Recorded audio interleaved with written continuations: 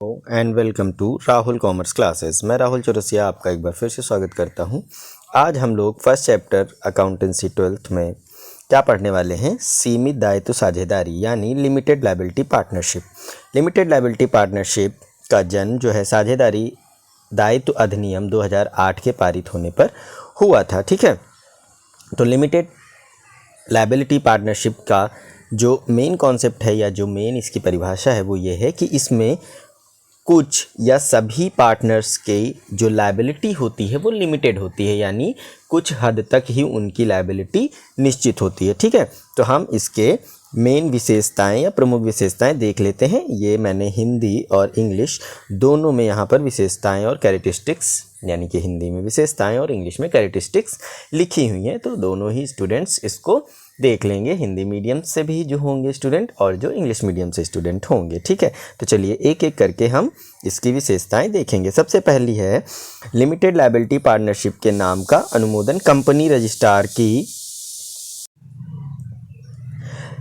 Registrar के द्वारा ही किया जाता है। ठीक है, यानी द लिमिटेड लायबिलिटी पार्टनरशिप जो है वो कंपनी रजिस्ट्रार के द्वारा ही अप्रूवल इसका दिया जाता है। ठीक है, लिमिटेड लायबिलिटी पार्टनरशिप का जन्म साझेदारों द्वारा किए जाने वाले समझौते के साथ होता है, उनके कर्तव्य और उत्तरदायित्वों का लाभ हानि अनुपात में परिभाषित करता है, यानी उनका लाभ हानि अनुपात में, और जो हमारा एग्रीमेंट होता है पार्टनर्स के बीच में उसी से पता चलता है कि ये लिमिटेड लायबिलिटी पार्टनरशिप है या नॉर्मल पार्टनरशिप है। ठीक है, एग्रीमेंट पेपर को कंपनी रजिस्ट्रार के पास फाइल करना पड़ता है, यानी जो एग्रीमेंट पेपर होता है वो कंपनी रजिस्ट्रार या रजिस्ट्रार ऑफ कंपनी के पास आपको फिल करना रहता है। ठीक है, साझेदारों का जो दायित्व है वो पूंजी तक ही सीमित होता है, यानी जो पार्टनर्स की लायबिलिटी है वो उनके कैपिटल तक ही लिमिटेड होती है। ठीक है, यानी जिस पार्टनर ने जितनी कैपिटल लगाई है सिर्फ उतना ही वो उसके लिए लायबल है। अगर मान लीजिए किसी पार्टनर ने 50,000 की कैपिटल इन्वेस्ट करी है फर्म में, तो उसकी लायबिलिटी सिर्फ और सिर्फ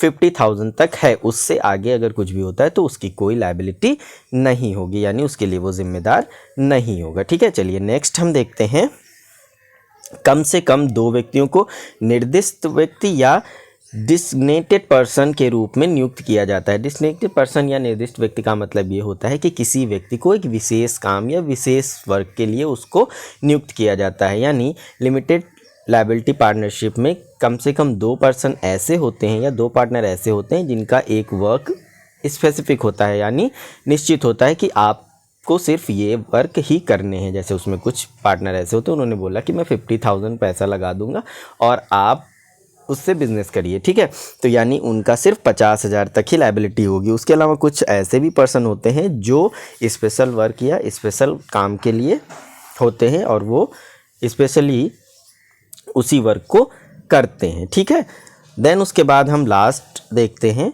सीमित दायित्व साझेदारी को प्रत्येक वर्ष कंपनी रजिस्ट्रार के पास शोधन क्षमता प्रमाण पत्र अवश्य फाइल करना होता है, यानी सॉल्वेंसी सर्टिफिकेट हर ईयर, यानी एवरी ईयर, यानी हर फाइनेंशियल ईयर के एंड होने पर आपको solvency certificate registrar of company के पास सबमिट करना होगा और आपको बताना होगा कि आप अभी सॉल्वेंट हैं और आप सभी लायबिलिटीज़ को पे करने के लिए सक्षम हैं। आपके ऊपर आपकी एसेट से ज़्यादा आपकी लायबिलिटी नहीं है, यानी आपके लोन्स बहुत ज़्यादा नहीं हैं और आप उन्हें पे करने में पूरी तरह से सक्षम हैं, यानी लायबल हैं या गुड है। ठीक है, तो चलिए आज के लिए इतना ही। नेक्स्ट वीडियो में मैं आगे और इस चैप्टर को कवर करूँगा। आज के लिए ये चैप्टर जहाँ तक हुआ है उसे आप रिवीजन करिए और इसे आप अच्छे से रिवाइज करिए। ठीक है, और चैनल को सब्सक्राइब करिए, वीडियो को शेयर करिए ज़्यादा से ज़्यादा। Have a good day.